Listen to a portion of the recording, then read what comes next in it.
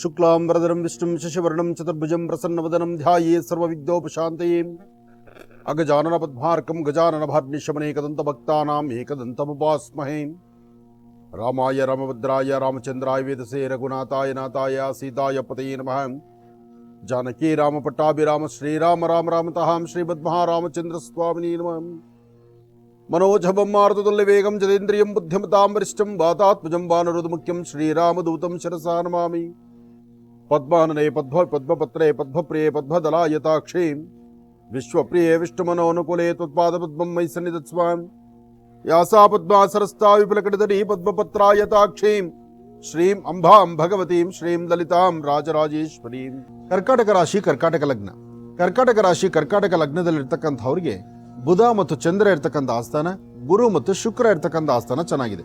ಕರ್ಕಾಟಕ ರಾಶಿಯವರ ಮುಖದ ವರ್ಚಸ್ಸು, ತೇಜಸ್ಸು, ತಾವು ಮಾಡುವ ಕೆಲಸ, ತಾವು ಧರಿಸುವಂತ ವಸ್ತ್ರ, ಯಾವುದೇ ವ್ಯವಹಾರ ಆದ್ರೂ ಬಹಳಷ್ಟು ಆತ್ಮತೃಪ್ತಿ ಇದೆ, ಮನಸ್ಸಿಗೆ ಸಮಾಧಾನ ಇದೆ. ಹಾಗೆ ಏನೇ ಕೆಲಸ ಮಾಡಿದ್ರೂ ಹಸನ್ಮುಖಿತನ ಇದೆ. ಆ ನಗುಮುಖದಿಂದಲೇ ನಿಮ್ಮ ಕೆಲಸವನ್ನ ಸಾಧನೆ ಮಾಡ್ತೀರಿ. ಸ್ವಲ್ಪ ಟೆನ್ಷನ್ ಇರ್ತಕ್ಕಂಥದ್ದಾಗತ್ತೆ, ಕೆಲವು ಒತ್ತಡಗಳ ಬದುಕು ನಿಮ್ಮದಾಗತ್ತೆ, ಬೇಡವಾದ ವಿಚಾರಕ್ಕೆ ತಲೆ ಕೊಡಬೇಕಾಗತ್ತೆ. ಯಾವುದು ಸರಿ ತಪ್ಪು ಅದರ ಆಲೋಚನೆನೇ ಮಾಡಿದಿರ ದುಡುಕಿ ತೀರ್ಮಾನ ತಂದುಕೊಳ್ಳುವ ಪರಿಸ್ಥಿತಿ ಎದುರಾಗ್ಬಿಡುತ್ತೆ. ಇದಕ್ಕಾಗಿ ಸ್ವಲ್ಪ ಜಾಗ್ರತೆ ಬೇಕಾಗತ್ತೆ. ಮನೆ ದೇವರ ಪ್ರಾರ್ಥನೆ ಮಾಡಿ, ಖಂಡಿತ ಅಲ್ಲೂ ಸಹಿತ ಯಶಸ್ಸಿದೆ. ಆದರೆ ನೀವು ಯಾವುದೇ ಕೆಲಸ ಮಾಡಬೇಕಾದ್ರೂ ಕರ್ಕಾಟಕ ರಾಶಿಯಲ್ಲಿರ್ತಕ್ಕಂಥವ್ರು 1 ಲೋಟ ನೀರಲ್ಲಿ 1 ಚಿಟಿಕೆ ಅರಿಶಿನ ಪುಡಿಯನ್ನು ಹಾಕಿ ಆ ಹಳದಿ ನೀರನ್ನು ಅಂದ್ರೆ ಅರಿಶಿಣದ ನೀರನ್ನು ದೃಷ್ಟಿ ತೆಗೆದು ಆಚೆ ಕಡೆ ಹಾಕೋದ್ರಿಂದ ಕೆಲವು ದೋಷಗಳಿಂದ ಮುಕ್ತರಾಗ್ತೀರಿ. ಲಾಭ ಎಷ್ಟಿದೆಯೋ ನಷ್ಟವೂ ಅಷ್ಟೇ ಇದೆ. ಲಾಭ ಅಂತಕ್ಕಂಥದ್ದು ಹೇಗೆ? ಶ್ರಮಿಸ್ತಾ ಇದ್ದೀರಿ, ಶ್ರಮಕ್ಕೆ ತಕ್ಕ ಪ್ರತಿಫಲ ಸಿಗಬೇಕು ಅಂತ ಚಿಂತನೆ ಮಾಡ್ತಿದ್ದೀರಿ, ತಪ್ಪಲ್ಲ. ಆದರೆ ನಿಮಗೆ ಅರಿವಿಲ್ಲದಂಥ ರೀತಿ ನೀವು ಹಾಕುವ ಹೆಜ್ಜೆನಲ್ಲಿ ವ್ಯತ್ಯಾಸ ಕಂಡು ಕಣ್ಣೀರು ಹಾಕುವಂಥ ಪರಿಸ್ಥಿತಿಯೂ ಎದುರಾಗುತ್ತೆ. ಹಣಕಾಸಿನ ಬಗ್ಗೆ, ವ್ಯಾಪಾರದ ಬಗ್ಗೆ, ವ್ಯವಹಾರಗಳನ್ನು ಮಾಡುವಾಗ ಯಾವುದೇ ಒಂದು ಕೆಲಸ ಕಾರ್ಯಗಳ ಬಗ್ಗೆ ಆದರೂ ಸ್ವಲ್ಪ ಜಾಗ್ರತೆಯಿಂದ ಮಾಡಬೇಕು. ಹಾಗೆ ವೃತ್ತಿಯಲ್ಲಿ ಒಂದು ಬದಲಾವಣೆ ತಂದುಕೊಳ್ಬೇಕು. ಮಾಡುವಂಥ ಕೆಲಸದಲ್ಲಿ ಸಾಕಷ್ಟು ಬದಲಾವಣೆಗಳಿದೆ. ನಿಮ್ಮ ಇಷ್ಟದ ಪ್ರಕಾರ ಕೆಲವಷ್ಟು ವಸ್ತುಗಳನ್ನು ಪರ್ಚೇಸ್ ಮಾಡ್ತೀರಿ, ಕೆಲವಷ್ಟು ಬೆಲೆ ಬಾಳುವ ವಸ್ತುಗಳ ಕಡೆ ಗಮನ ಕೊಡ್ತೀರಿ, ಅಥವಾ ಧಾನ್ಯಗಳ ಬಗ್ಗೆ ಆಲೋಚನೆ ಮಾಡ್ತೀರಿ, ಮತ್ತೊಬ್ಬರ ಕಷ್ಟದ ಬಗ್ಗೆ ಚಿಂತನೆ ಮಾಡ್ತೀರಿ.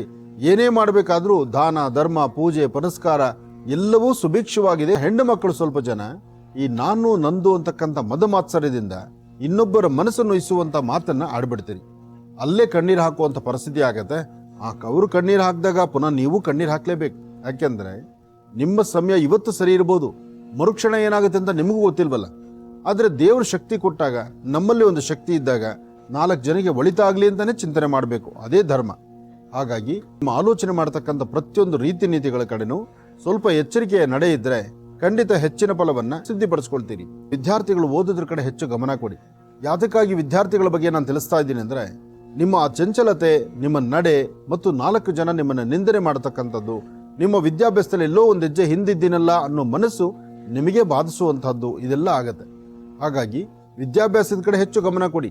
ನಿಮ್ಮ ಕುಲದೇವರನ್ನ ಪ್ರಾರ್ಥನೆ ಮಾಡಿ. ಸಾಧ್ಯವಾದರೆ 2 ಏಲಕ್ಕಿಯನ್ನ ನೀರಿಗೆ ಹಾಕಿ ಆ ನೆಂದಿರ್ತಕ್ಕಂತಹ ಏಲಕ್ಕಿ ನೀರನ್ನ ಮನೆಯೆಲ್ಲ ಪ್ರೋಕ್ಷಣೆ ಮಾಡಿ, ನೀವು ಪ್ರೋಕ್ಷಣೆ ಮಾಡಿಕೊಂಡು ಅದನ್ನೊಂದು ಕಡೆ ಜೋಪಾನವಾಗಿಡಿ. ಸಂಜೆ ನಿಮ್ಮ ಎಲ್ಲಾ ಕೆಲಸ ಕಾರ್ಯಗಳು ಮುಗಿಸ್ಕೊಂಡು ಮನೆಗೆ ಬರ್ತಿರಲ್ಲ, ಬಂದಾದ ಮೇಲೆ ಅದೇ ಏಲಕ್ಕಿ ನೀರನ್ನ ಮತ್ತೊಮ್ಮೆ ತಲೆ ಮೇಲೆ ಪ್ರೋಕ್ಷಣೆ ಮಾಡಿಕೊಂಡು ಹಸಿರು ಗಿಡದ ಮೇಲೆ ಹಾಕಿ. ಆಗ ಕೆಲವು ದೋಷಗಳಿಂದ ಮುಕ್ತರಾಗ್ತೀರಿ. ಸೋಮೇಶ್ವರ ಸುಂದರೇಶ್ವರ ಪರಮೇಶ್ವರನ ಪ್ರಾರ್ಥನೆ, ಓಂ ನಮಃ ಶಿವಾಯ ಎಂಬತಕ್ಕಂಥ ಶಿವ ಮಂತ್ರವನ್ನ ಪಠನೆ ಮಾಡೋದ್ರಿಂದ ಎಂತಹ ಬೆಟ್ಟದಂತ ಕಷ್ಟಗಳು ಸಹಿತ ಮಂಜಿನ ಗಡ್ಡೆ ತರ ಕರಗತ್ತೆ. ಯಾವುದೇ ಒಂದು ವಿಚಾರವನ್ನಾದ್ರೂ ಸರಿಯಾಗಿ ಆಲೋಚನೆ ಮಾಡಿದಿರ ದುಡುಕಿ ತೀರ್ಮಾನ ತಂದುಕೊಳ್ತೀರಿ. ಯಾವತ್ತೂ ವಿಚಾರಗಳನ್ನ ಅರ್ಥಕೊಳ್ಬೇಕು. ಯಾವುದು ಸರಿ ಯಾವುದು ತಪ್ಪು, ಯಾರು ಒಳ್ಳೆಯವರು ಯಾರು ಕೆಟ್ಟವರು, ಇದರ ಒಂದು ಮಾಹಿತಿನೇ ಇಲ್ದಿರ ನೀವೊಂದು ಹೆಜ್ಜೆ ಮುಂದಕ್ಕೆ ಹಾಕ್ಬಿಟ್ರೆ, ದುಡುಕು ಬಿಟ್ರೆ ಅಲ್ಲಿ ಪುನಃ ನೀವು ಕಣ್ಣೀರು ಹಾಕ್ಬೇಕಾಗತ್ತೆ. ಆಗ ಹೋಗಿರ್ತಕ್ಕಂಥದ್ರ ಬಗ್ಗೆ ಯೋಚನೆ ಮಾಡಿ ಪಶ್ಚಾತ್ತಾಪವಾಗಿ ಕಣ್ಣೀರು ಹಾಕುವ ಪರಿಸ್ಥಿತಿ ಎದುರಾಗತ್ತೆ. ಈ ಸಮಯದಲ್ಲಿ ನಾವು ಎಷ್ಟು ಬುದ್ಧಿವಂತರಾಗಿದ್ರೆ ಅಷ್ಟು ಒಳ್ಳೇದು ಅಂತ ಹೇಳ್ಬೋದು. ಇದೇ ಕೆಲಸ ಮಾಡಬೇಕಾದ್ರೂ ಮನಸ್ಸು ಒಪ್ಪದಿದ್ರೂ ಬಲವಂತ ಮಾಗಿಸ್ತಾನ. ಯಾವ್ದಾದ್ರು ಒಂದಷ್ಟು ಕೆಲಸಗಳನ್ನ, ಎಷ್ಟು ವಿಚಾರಗಳನ್ನ ತಲೆ ತುಂಬಿಕೊಳ್ತೀರಿ, ಮನಸ್ಸು ಒಪ್ಪೋದಿಲ್ಲ, ಆದ್ರೂ ಬಲವಂತವಾಗಿ ಕೆಲಸ ಮಾಡಲೇಬೇಕಾದಂತ ಪರಿಸ್ಥಿತಿ ಎದುರಾಗ್ಬಿಡುತ್ತೆ. ಹಾಗೆ ಒಂದಷ್ಟು ಜನ ನಿಂದಕರು ನಿಂದನೆ ಮಾಡೋದ್ರಿಂದ ಆ ನಿಂದನೆಯ ಮಾತನ್ನೂ ಆಲಿಸಬೇಕು, ಉದ್ಯೋಗವನ್ನೂ ಮಾಡಬೇಕು. ಆ ಪರಿಸರದಲ್ಲಿ ನಿಮ್ಮದೇ ಆದಂತ ಒಂದು ಹೆಸರು ಕಳಂಕ ಬಾರದಂತ ರೀತಿ ನೋಡ್ಕೊಳ್ಬೇಕು. ಆ ಶ್ರಮಕ್ಕೆ ತಕ್ಕ ಪ್ರತಿಫಲ ಸಿಕ್ಕೇ ಸಿಗತ್ತೆ. ಆದ್ರೆ ಶ್ರಮ ಅಂತೂ ಖಂಡಿತ ಬೇಕಾಗಿದೆ. ಇದಕ್ಕಾಗಿ ನೀವು ಮಾಡಬೇಕಾಗಿರ್ತಕ್ಕಂಥದ್ದು, ನಿಮ್ಮ ಪ್ರಾಂತ್ಯದಲ್ಲಿ ಎಲ್ಲಾದ್ರೂ ಒಂದು ಬನ್ನಿ ವೃಕ್ಷ ಇದ್ರೆ, ಅರ್ಜುನ ವೃಕ್ಷ ಬನ್ನಿ ವೃಕ್ಷ ಅಂತ ಹೇಳ್ತಾರೆ, ಅಂತಹ ಬನ್ನಿ ವೃಕ್ಷದ ಸಾನ್ನಿಧ್ಯಕ್ಕೆ ಬಂದು ಅಲ್ಲೊಂದು ದೀಪವನ್ನು ಹಚ್ಚಿ ನಮಸ್ಕಾರ ಮಾಡಿ, ನೀಲಾಂಜನ ಸಮಾಭಾಸಂ ರವಿಪುತ್ರ ಮಿಮಾಗ್ರಜಂ ಛಾಯಾಮಾರ್ತಾಂಡ ಸಂಭೂತಂ ತನ್ನಮಾಮಿ ಶನೇಶ್ವರಂ ಆ ಒಂದು ಮಹಾಮಂತ್ರವನ್ನ ಅಲ್ಲಿ ನೀವು ಪಠನೆ ಮಾಡಿದ್ರೆ ಬನ್ನಿ ವೃಕ್ಷದ ಹತ್ರ ನಿಮ್ಮ ಸಮಸ್ಯೆಗಳಿಗೆ, ನಿಮ್ಮ ಕಷ್ಟಗಳಿಗೆ ಒಂದು ಪರಿಹಾರ ಸಿಕ್ಕಂಗಾಗತ್ತೆ. ಆದರೆ ಏನೇ ಮಾಡಬೇಕಾದ್ರೂ ಸ್ವಲ್ಪ ಜೋಪಾನ ಬೇಕು, ತಾಳ್ಮೆ ಬೇಕು. ಸಮಾಧಾನ ಇಲ್ಲದಿರ ನಡೆಯುವಂಥದ್ದಂತೂ ಖಂಡಿತ ಸಾಧ್ಯ ಇಲ್ಲ. ಯಾರು ಏನು ಹೇಳ್ತಾರೋ ಹೇಳದಂತೆ ಎಲ್ಲರ ಮಾತಿಗಿನ್ನ ನಿಮ್ಮ ಅನುಭವದ ನಿಮಗ್ ಬೇಕು ಬೇಡಗಳ ಸರಿಯಾಗಿ ಚಿಂತನೆ ಮಾಡಿ ಒಂದು ಹೆಜ್ಜೆ ಮುಂದಕ್ಕೆ ಹಾಕೋದೇ ಕರೆಕ್ಟು. ಅದರಿಂದ ಒಳ್ಳೆತನ ಸಿದ್ಧಿಪಡಿಸ್ಕೊಳ್ತೀರಿ. ಯಾವುದೇ ಕೆಲಸ ಆದರೂ ವೇಗವಾಗಿ ಸಡನ್ನಾಗಿ ತೀರ್ಮಾನ ತಗೋಬೇಡಿ ಮತ್ತು ಹಣಕಾಸಿನ ವಿಚಾರದಲ್ಲಿ ಬಹಳ ಜೋಪಾನವಾಗಿರಿ. ಕೆಲವಷ್ಟು ನಿಂದನೆಯ ಮಾತನ್ನ ಆಲಿಸಬೇಕಾದಂತ ಪರಿಸ್ಥಿತಿ ಆಗುತ್ತೆ. ಆ ನಿಂದನೆಯ ಮಾತನ್ನ ಆಲಿಸಿದ ಮರುಕ್ಷಣ ಮನಸ್ಸು ಬಹಳ ನೊಂದುಕೊಳ್ಳುವಂತ ಪರಿಸ್ಥಿತಿ ಎದುರಾಗ್ಬಿಡುತ್ತೆ. ಜಾಗ್ರತೆ ಬೇಕಾಗತ್ತೆ. ಇದಕ್ಕಾಗಿ ಮೊದಲು ಗಣಪತಿಯನ್ನೇ ಪ್ರಾರ್ಥನೆ ಮಾಡಿ. ಏಕದಂತಾಯ ವಿದ್ಮಹೇ ವಕ್ರತುಂಡಾಯ ಧೀಮಹಿ ತನ್ನೋ ದಂತಿ ಪ್ರಚೋದಯಾತ್. ಗಣಪನ ಆರಾಧನೆ ಮಾಡಿ ಇಷ್ಟಾರ್ಥವನ್ನ ಸಿದ್ಧಿಪಡಿಸ್ಕೊಳ್ಳಿ. ಯಾವುದೇ ಕೆಲಸ ಮಾಡಬೇಕಾದ್ರೂ ಸ್ವಲ್ಪ ತಾಳ್ಮೆಯಿಂದಲೇ ಇರಿ. ಆದರೆ ಕಂದು ಬಣ್ಣದ ಶ್ವಾನಕ್ಕೆ, ಸಂಪೂರ್ಣವಾಗಿ ಕಂದಿರ್ತಕ್ಕಂಥ ಕಂದು ಬಣ್ಣದ ಶ್ವಾನಕ್ಕೆ ಅಂದ್ರೆ ನಾಯಿಗಳಿಗೆ ಏನಾದ್ರು ಒಂದಿಷ್ಟು ಬಿಸ್ಕೆಟೋ ಬ್ರೆಡ್ಡೋ ಹಾಕೋದ್ರಿಂದ, ಮತ್ತೆ ಯಾರಾದರೂ ಹಿರಿಯರ ಮಾತಿನಂತೆ ಆಲಿಸಿ ಹಿರಿಯರ ಮನಸ್ಸು ಸಮಾಧಾನವಾಗಿರ್ತಕ್ಕಂಥ ರೀತಿ ನಿಮ್ಮದೆರಡು ಮಾತಿದ್ರೆ ಆಗ ಸ್ವಲ್ಪ ಮಟ್ಟಿಗೆ ತಾಳ್ಮೆ ಸಮಾಧಾನ ಆಗುತ್ತೆ. ಸಣ್ಣ ಸಣ್ಣ ವಿಚಾರಕ್ಕೂ ಸಹಿತ ಮೂಗಿನ ತುದಿಯಲ್ಲಿ ಕೋಪ ಇದೆ. ಆ ಕೋಪವನ್ನ ಕಡಿಮೆ ಮಾಡ್ಕೊಳ್ಬೇಕು. ಕೋಪದಿಂದ ಏನೂ ಸಾಧನೆ ಮಾಡ್ಲಿಕ್ಕಾಗಲ್ಲ. ಆದರೆ ಅಲ್ಲಿ ನೀವು ಸರಿಯಾದ ತೀರ್ಮಾನ ತಂದುಕೊಳ್ಳಿಲ್ಲ ಅಂದ್ರೆ ಅಲ್ಲಿ ಸಮಸ್ಯೆ ಆಗುತ್ತೆ. ಜವಾಬ್ದಾರಿಯುತವಾದಂತಹ ಕಾಯಕವೂ ಅತ್ಯುತ್ತಮವಾಗಿದೆ. ನೀವು ಚಿಂತನೆ ಮಾಡ್ತಕ್ಕಂಥ ರೀತಿ, ನೀವು ಮಾಡುವಂತ ಕೆಲಸ, ಹಾಕುವಂತ ಪ್ರತಿ ಹೆಜ್ಜೆ ಭಗವತ್ ಸಂಕಲ್ಪ ತಂತಿದೆ. ಮನೆ ದೇವರ ಆರಾಧನೆ ಮಾಡ್ತಾ, 9 ವರ್ಷದ ಒಳಗಿರ್ತಕ್ಕಂಥ ಮಕ್ಕಳಿಗೆ ಒಂದಿಷ್ಟು ತಿಂಡಿ ತಿನಿಸನ್ನು ಕೊಡ್ತಾ, ಮನೆಯಲ್ಲಿರ್ತಕ್ಕಂಥ ನಿಮ್ಮ ಜನ್ಮದಾತೆಯ ತಾಯಿಯ ಪಾದ ಮುಟ್ಟಿ ನಮಸ್ಕಾರ ಮಾಡಿಕೊಂಡು ತದನಂತರ ಒಂದು ಹೆಜ್ಜೆ ಮುಂದಕ್ಕೆ ಹಾಕಿದ್ರೆ ಖಂಡಿತ ಹೆಚ್ಚಿನ ಫಲವನ್ನ ವೃದ್ಧಿಪಡಿಸ್ಕೊಳ್ತೀರಿ. ಅಸಾಧ್ಯವಾದ್ದನ್ನ ಸಾಧನೆ ಮಾಡ್ಕೊಳ್ತಕ್ಕಂಥದ್ದು, ವೃತ್ತಿಯಲ್ಲಿ ಅಭಿವೃದ್ಧಿಯನ್ನು ಪಡಿಸ್ಕೊಳ್ತಕ್ಕಂಥದ್ದು, ಯೋಗಾಯೋಗಗಳನ್ನ ಸಿದ್ಧಿಪಡಿಸ್ಕೊಳ್ತಕ್ಕಂಥ ಯೋಗ ಫಲ ನಿಮ್ಮ ಭವಿಷ್ಯತ್ತಲ್ಲಿದೆ. ಏನ್ ಅಂದುಕೊಂಡಿದ್ದೀರಿ, ಏನ್ ಮಾಡಬೇಕಾಗಿದೆ, ಏನ್ ಮಾಡ್ಲಿಕ್ಕೆ ಮುಂದೆ ಹೋಗ್ತಿದ್ದೀರಿ, ಎಲ್ಲಾ ಕಡೆಯಿಂದಲೂ ಭಗವಂತನ ಕೃಪೆಯಿಂದ ಹೆಚ್ಚಿನ ಫಲವನ್ನು ಸಿದ್ಧಿಪಡಿಸ್ಕೊಳ್ತಕ್ಕಂಥ ಯೋಗ ಫಲ ನಿಮ್ಮದಾದ್ರಿಂದ ಯಾವುದಕ್ಕೂ ಭಯಪಡಬೇಕಾದ್ದಿಲ್ಲ. ಧೈರ್ಯವಾಗಿರಿ. ಗುರುವಿನ ಅನುಗ್ರಹ ಇರೋದ್ರಿಂದ ಆರ್ಥಿಕ ಸಂಕಷ್ಟದಿಂದ ಮುಕ್ತರಾಗಿ ಫಲಾಫಲಗಳನ್ನು ಸಿದ್ಧಿಪಡಿಸ್ಕೊಳ್ತಕ್ಕಂಥ ಯೋಗ ಫಲ ಇದೆ.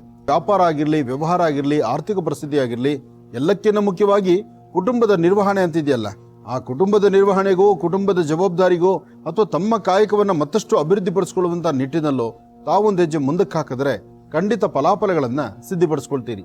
ಕೆಲವಷ್ಟು ಸತ್ಯಾಸತ್ಯತೆಗಳನ್ನ ಅರ್ಥ ಮಾಡ್ಕೋಬೇಕು. ಬೇಕು ಬೇಡಗಳನ್ನ ಚಿಂತನೆ ಮಾಡಬೇಕು.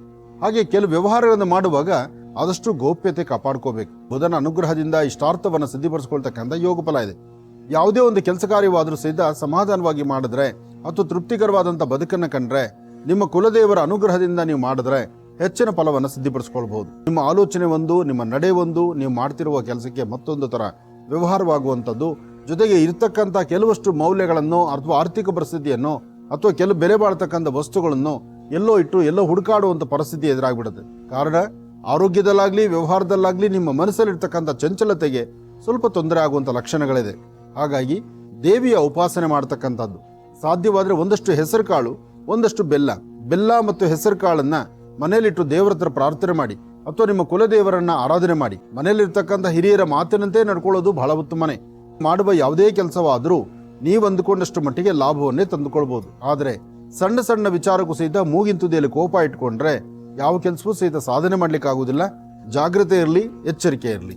ಇನ್ನ ಉದ್ಯೋಗದ ಆಕಾಂಕ್ಷೆಗಳು ಅಂದ್ರೆ ಮನೆಯಲ್ಲಿ ಅಥವಾ ಹೊರಗಡೆ ಮಾಡುವಂತ ಕೆಲಸ ಅಥವಾ ಕೆಲಸಕ್ಕೆ ಹೋಗಿ ಏನೋ ಒಂದು ಸಾಧನೆ ಮಾಡಬೇಕು ಎಂಬತಕ್ಕಂಥವ್ರು, ಆಟ ಪಾಠಗಳಲ್ಲಿ ಇರ್ತಕ್ಕಂಥವ್ರು, ವೈದ್ಯಕೀಯ ರಂಗದಲ್ಲಿರ್ತಕ್ಕಂಥವ್ರು ಅಥವಾ ಚಿತ್ರರಂಗದಲ್ಲಿ ಕೆಲಸ ಮಾಡತಕ್ಕಂಥವರಿಗೆ ರಾಶಿ ನಕ್ಷತ್ರಚಾರ ಪ್ರಕಾರ ಒಂದಿಷ್ಟು ಮಟ್ಟಿಗೆ ಅಭಿವೃದ್ಧಿ ಅಂತಕ್ಕಂಥದ್ದಿದೆ. ಆದರೆ ಯಾರೊಬ್ಬರು ಹೇಳುವಂತ ಮಾತಿಗಿನ್ನ ನಿಮಗೆ ಸರಿ ಅನ್ಸ್ಕೊಂಡಿರ್ತಕ್ಕಂಥ ವಿಚಾರಗಳ ಕಡೆ ನೀವು ಮುಂದೆ ನಡೆದ್ರೆ ಅದರ ಲಾಭವನ್ನ ತಾವು ಸಾಕಷ್ಟು ಸಿದ್ಧಿಪಡಿಸ್ಕೊಳ್ಬಹುದು.